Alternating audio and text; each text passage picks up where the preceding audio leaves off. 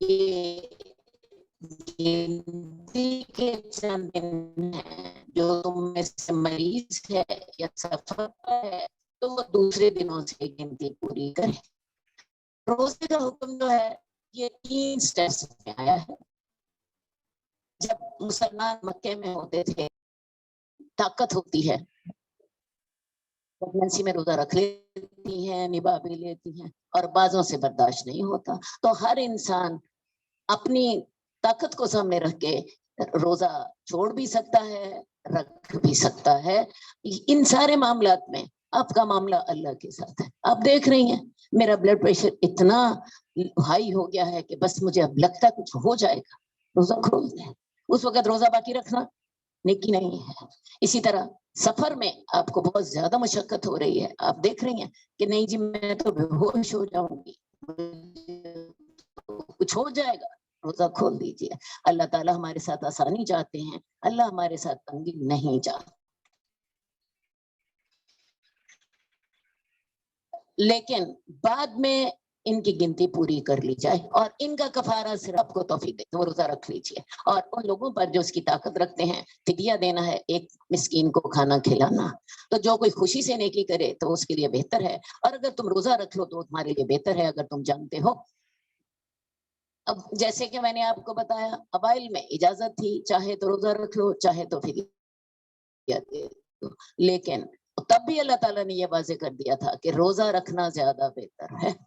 تو اب بھی کوئی عورت پریگننسی کی وجہ سے روزہ نہیں رکھتی، دودھ پلانے وقت کی وجہ سے نہیں رکھتی، یا وہ اپنی بیماری کی وجہ سے روزہ نہیں رکھتی، بعد میں اس روزوں کی مدت پوری کر لے.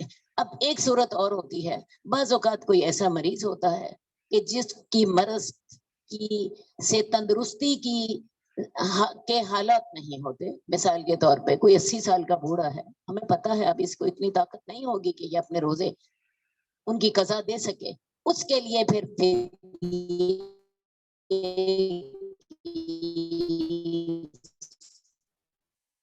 جو اللہ نے اجازت دی ہے نہیں رکھ سکتا وہ اپنے روزوں کے فدیہ دے دے اور یہی بس کافی ہوگا.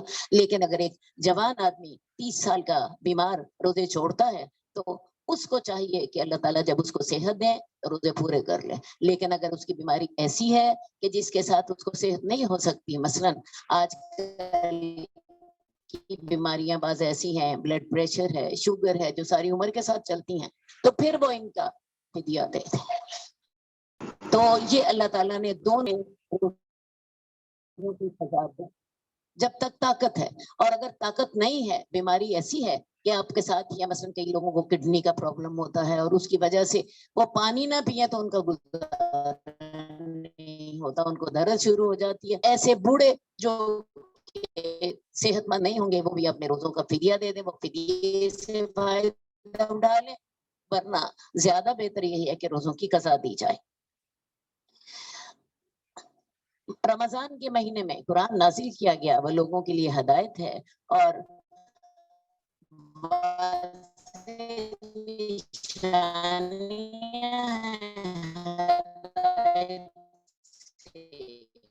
اور حق و باطل میں فرق کرنے والی چیز ہے. تو جو 30 حکم ہے جس کے مطابق ہر مسلمان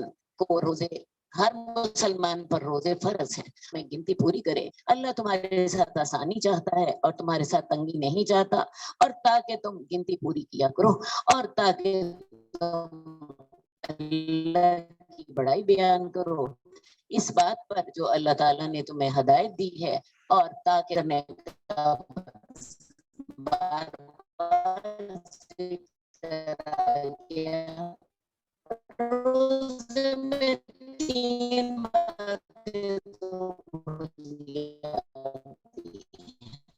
آپ کھانا کھائیں گے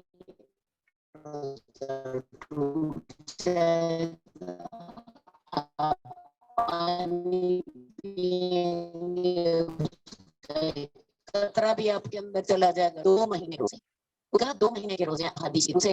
اب روزے میں کچھ اور میں بولے وہ جھوٹ نہ بولے. اس کو چاہیے کہ اس کی زبان صرف وہ الفاظ منہ سے نکالے جن کی رب نے اجازت دی ہے، اس کے کان وہ الفاظ سنے جن کی رب نے اجازت دی ہے. اگر وہ موسیقی سنے گا روزے کی حالت میں اس کا روزہ خراب ہو جائے گا۔ اسی طرح اس کو چاہیے اس کے ہاتھ وہ کام کریں جن کی اللہ نے اجازت دی ہے، اس کے پاؤں اس طرف چل کے جائیں جس طرف اللہ راضی ہوتا ہے، اور ایسی جگہوں کی طرف چل کے نہ جائیں جہاں پہ اللہ ناراض ہوتا ہے۔ اسی طرح اس کو اپنے دل پہ دل کا روزہ رکھنا ہے۔ دل کا روزہ رکھنے سے کیا مراد ہے؟ دل میں حسد، بغض، کینہ نکال دیجیے، اپنے دل کی صفائی۔ رمضان کی تیاری کرتے ہیں، ہم اپنے گھر کی صفائی کرتے ہیں، اپنے دل کی صفائی کرتے ہیں۔ دل میں دیکھیں کسی کے خلاف حسد ہے، کسی کے خلاف بغض ہے، کسی کے خلاف کینہ ہے، کسی کے خلاف گرج ہم نے پالی ہوتی ہے، ان کی بھی صفائی کریں اور اپنے دل کو بھی اللہ کے حکم کے مطابق تبدیل کریں۔ تو روزہ سارے جسم کا ہوتا ہے، روزہ ڈال ہے۔ حدیث میں آتا ہے جس میں سے تم لوگوں نے روزہ رکھ کے بھی جھوٹ بولنا نہ چھوڑا، جھوٹ پر عمل کرنا نہ چھوڑا، تو اللہ کو کوئی ضرورت نہیں ہے کہ وہ اپنا کھانا چھوڑے، وہ اپنا پینا چھوڑے۔ اسے چاہیے وہ اپنا کھانا بھی کھائے اور اپنا پینا بھی رکھے۔ اصل بات ہے روزے میں ہم نے ہر گناہ سے بچنے کی کوشش کرنی ہے۔ تو روزے کے ان آداب کا خیال رکھیں، اور جب انسان اپنے ہاتھ کا روزہ رکھ لیتا ہے، اپنے پاؤں کا روزہ رکھ لیتا ہے، اپنے منہ کا تو اس نے روزہ رکھنا ہے، اس کے ساتھ اپنی زبان کا روزہ رکھتا ہے، اچھی باتیں سوچتا ہے، اپنے کانوں کا روزہ رکھتا ہے، تو پھر اللہ تعالیٰ پتہ ہے کیا اجر دیتے ہیں؟ الصوم لی وانا اجزی بہ، روزہ میرے لیے ہے اور میں ہی اس کی جزا دوں گا۔ اور حدیث میں آتا ہے من صام رمضان ایمانا واحتسابا غفر له ما تقدم من ذنبہ، جس شخص نے اللہ کو راضی کرنے کے لیے ایمان کے ساتھ ثواب کی نیت سے روزہ رکھا، اس کے پچھلے سارے گناہ معاف ہو جاتے ہیں۔ اللہ نے آپ کو خوشخبریاں دی ہیں اپنے پچھلی گناہ معاف ہونے کی۔ اس رمضان میں نئی زندگی شروع کی توفیق دے، اور آپ سب کو کون کون کوشش کرے گا انشاءاللہ اللہ سب کے ساتھ مجھے توفیق دے اور آپ کو بھی بہت زیادہ توفیق عطا فرمائے۔ اور جب تیرے سے کہہ دو کہ میں قریب ہوں، دعا کرتا ہے رمضان اور دعا کا بڑا قریبی تعلق ہے، رمضان اور دعا کا بھی بڑا قریبی تعلق ہے۔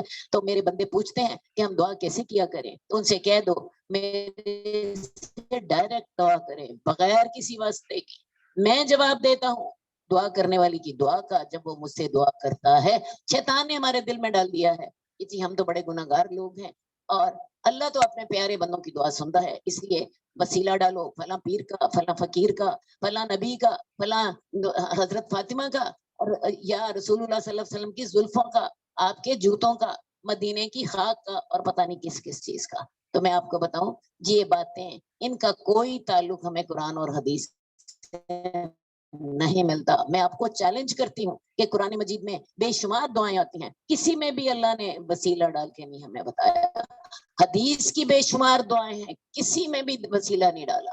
تو وسیلے کے بغیر اللہ کو پکارے، اللہ ہمارے قریب ہے کتنا، نحن اقرب الیہ من حبل الورید، انسان کی اشارت سے بھی زیادہ قریب ہے۔ اور ویسے بھی یہاں پہ اللہ تعالیٰ نے یہ قطعا نہیں کہا کہ مجھے فلاں کے وسیلے سے میری سے دعا کرتا ہے میں اس کا جواب دیتا ہوں، میں ڈائریکٹ اس کا جواب دیتا ہوں، کیونکہ میں عالم الغیب ہوں، میں سنتا ہوں، میں دیکھتا ہوں، میں اس کے دل کی باتیں جانتا ہوں۔ انہیں بھی چاہیے کہ وہ میری بات مانے۔ مجھ کا چونکہ ذکر آیا ہے تو میں دعا کے تھوڑے سے آداب آپ کو بتا دوں۔ دعا کرنے سے پہلے اللہ کی ضرور حمد کیجیے، اللہ کو اللہ کی صفات کے ساتھ پکاریے، سورہ فاتحہ پڑھ لیجیے، شروع میں قل هو اللہ احد پڑھ لیجیے، یا اور اللہ کی صفات کے ساتھ اللہ کو پکاریں، اور اس کے بعد رسول اللہ صلی اللہ علیہ وسلم پر درود بھیجیے، اور اس کے بعد اپنے گناہوں کی معافی مانگیے، اللہ سے مانگیے، اور آخر میں پھر درود پڑھیے، کیونکہ درود ایک ایسی دعا ہے جو ضرور قبول ہونی ہوتی ہے۔ تو جو دعا درود کے दरमियान में होती है, उसके आगाज में भी दरूद है, इसके इख्तिताम पर भी दरूद है। तो दरमियान आपको बताऊं कुछ औकात हैं जिनमें खास तौर पे दुआ कबूल होती है। तहज्जुद के वक्त जब अल्लाह रब्बुल इज्जत अपने बंदों के सबसे ज्यादा करीब होते हैं, आसमानी दुनिया पे आ जाते हैं, अपना हाथ फैला देते हैं, है कोई मेरे से मांगने वाला मैं उसे दूं, कोई है मेरे से रिज़्क मांगने वाला मैं अता करूं, कोई है मेरे से बख्शिश मांगने वाला मैं उसे अता करूं, मैं उसे बख्श दूं। तो उस वक्त अल्लाह से मांगिए। नंबर 2, अजान जब हो जाए तो अजान का जवाब दें और उसके बाद दुआ पढ़ें, अल्लाहुम्मा रब्बा हाज़िहि दावत ताम्मति वस्सलातिल काइमति आति मुहम्मदनिल वसीलता वल फजीलता व बस्सु मुकामम महमूदा। इसके साथ एक तो आपको ये फायदा होगा कि क़यामत वाले दिन अल्लाह के रसूल आपकी सिफारिश करेंगे। दूसरा फायदा ये होगा, उसके बाद दुआ कीजिए, अल्लाह दुआ कबूल। ठीक है जी। इसी सजदे के अंदर दुआ कीजिए। लोग मेरे से हर दफा पूछते हैं, आपा जी सजदे के अंदर कैसे दुआ करें? अरे भी जब भी सजदा कर रहे हो, नमाज का हो या नफल का हो, हदीस में आएगी उसकी दुआ ज़्यादा कबूल हो जाएगी। सजदे में तस्बीहात कर लीजिए, सुभान रब्बियल आला, सुभान रब्बियल आला, अल्लाह आपको तौफीक दे, 5 दफा 7 दफा, और उसके बाद जो दुआ आपने मांगनी है कर लीजिए। एक बात और, शैतान ने हमें पट्टी बढ़ा रखी है कि अल्लाह ताला हम गुनाहगारों की दुआ नहीं सुनता, अल्लाह अपने नेक बंदों की दुआ सुनता है, उसका वास्ता डालते हैं। मैं आपको एक बात बताना चाहती हूँ, अल्लाह सुनता ही गुनाहगारों की।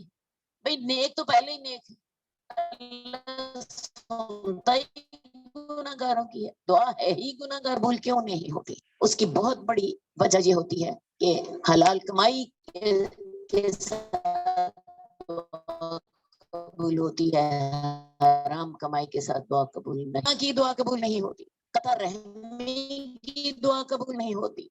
इसी तरह आप गलत काम के लिए कोई प्लान कर लें, मैं जी फलां के साथ अल्लाह ताला उसका माल बर्बाद हो जाए, ऐसी दुआएं कबूल नहीं होती। गुनाह की दुआएं कबूल नहीं होती, कता रहमी की दुआएं कबूल नहीं होती, हलाल कमाई के साथ दुआ कबूल होती है। और खास तौर पे जब आप अल्लाह की फरमाबरदारी कर रहे होते हो तो अल्लाह आपकी दुआएं सुनता है। ऐसा ना हो कि अल्लाह तो आपको रोज 5 दफा पुकारे, हैया अलस सलाह, नमाज की तरफ आओ, और तुम तो किसी नमाज की तरफ जा नहीं रहे। और जब अल्लाह से मांगो तो आपका दिल होता है कि अल्लाह मेरी फौरन दुआ कबूल करे। तो आप भी अल्लाह की फरमाबरदारी करें, अल्लाह के हकामात की पाबंदी करें, अल्लाह आपकी दुआएं कबूल करेगा। दूसरी बात एक और, दुआ कभी जाया नहीं जाती, दुआ में कभी जल्दी ना करें। अंबिया की दुआएं देखें जी कैसे कबूल हुई। कुरान मजीद में आता है हजरत जकरिया को अल्लाह ताला ने 100 साल की उम्र में जाके हजरत याह्या अता फरमाए हैं, वो 100 साल दुआ मांगते ही रहे, जल्दी नहीं की। हजरत इब्राहिम को अल्लाह ताला ने 86 साल की उम्र में हजरत इस्माइल दिए हैं, वो दुआ मांगते थे। तो दुआ में जल्दी, या अल्लाह ताला उसकी जगह पे कोई मुसीबत डाल देते हैं, या अगर ये दोनों काम नहीं होते, आपकी दुआ कबूल नहीं होती, कोई मुसीबत भी नहीं टलती, तो आपके नामा अमाल में उसका अजर लिख दिया जाता है। हदीस में आता है क़यामत वाले दिन जब लोग अपने अमाल नामे में वो अजर देखेंगे जो दुआ कबूल ना होने की वजह से मिला था, तो लोग तमन्ना करेंगे, हाय काश हमारी कोई दुआ कबूल ना होती और आज हमें सारी दुआओं का यहाँ पे अजर मिल गया होता। इंसान ऐसा ही। हाँ जी, तुम्हारे लिए रोजों की रातों में बीवियों से, और तुम उनका लिबास हो, वो अल्लाह ताला ने तुम पर तौबा कबूल की और तुम्हें माफ कर दिया। अब उनसे तुम मिल सकते हो और लिखो जो और तलाश करो जो अल्लाह ताला ने तुम्हारे लिए लिखा है। आगाज में ये वाजे नहीं था, दिन को तो ताल्लुकात हराम थे, ख्वाहिशात पर पाबंदी लगा दी गई थी, लेकिन बाद में अल्लाह ताला ने वाजे कर दिया कि रोजों की रातों में ताल्लुकात जायज होंगे। और फिर साथ अल्लाह ताला ने मियाँ बीवी का ताल्लुक वाजे करने के लिए बड़ी खूबसूरत तशबीह दी। वो तुम्हारी बीवियां तुम्हारा लिबास है, तुम उनका लिबास हो। लिबास इंसान के सबसे ज्यादा करीब होता है उसके जिस्म के। नंबर 2, लिबास उसको गर्मी सर्दी से बचाता है। नंबर 3, लिबास उसके बायस से जीनत होता है। तो को बीवी के लिए होना चाहिए, मियाँ को बीवी से आराम और भाई से इज्जत होना चाहिए। वो तुम्हारा लिबास तुम बीवियों का लिबास होगे। तो अल्लाह ताला ने तुम पर तलाश करो जो अल्लाह ताला ने तुम्हारे लिए लिखा है, जो अल्लाह ने तुम्हारे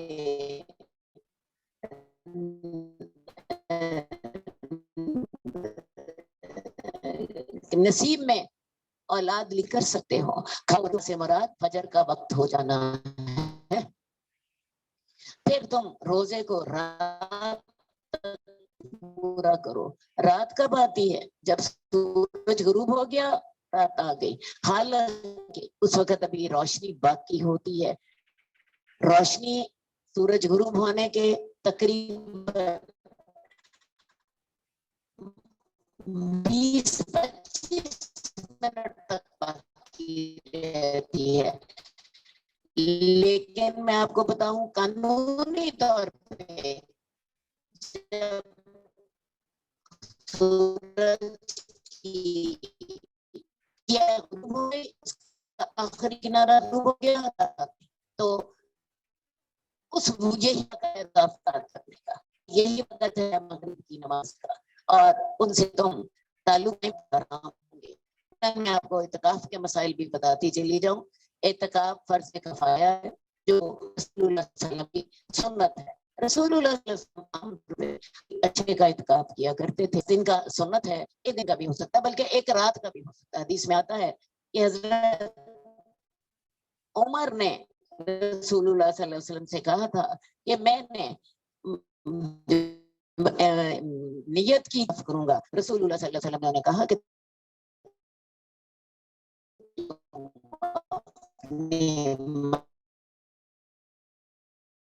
मन्नत को पूरा करो।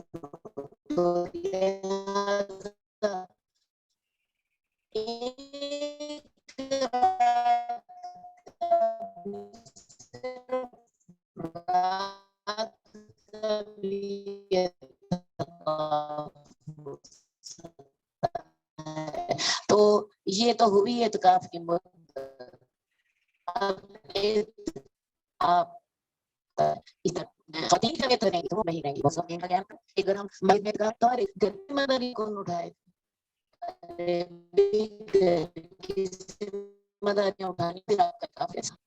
इत्तिकाफ कैसा है? इत्तिकाफ का लुग़वी माना होता है ठुक कर बैठ जाना, दुनिया छोड़ के अल्लाह की खातिर कर बैठ जाना। तो आपने नहीं उठानी है तो ख्वातीन होता है, चलो जी खाना वाना तो बच्चियां पका लेंगी, लेकिन कोई मेहमान आएगा तो मैं से पूछ लेंगी, मैं तो चीज नहीं। दूसरी खिड़की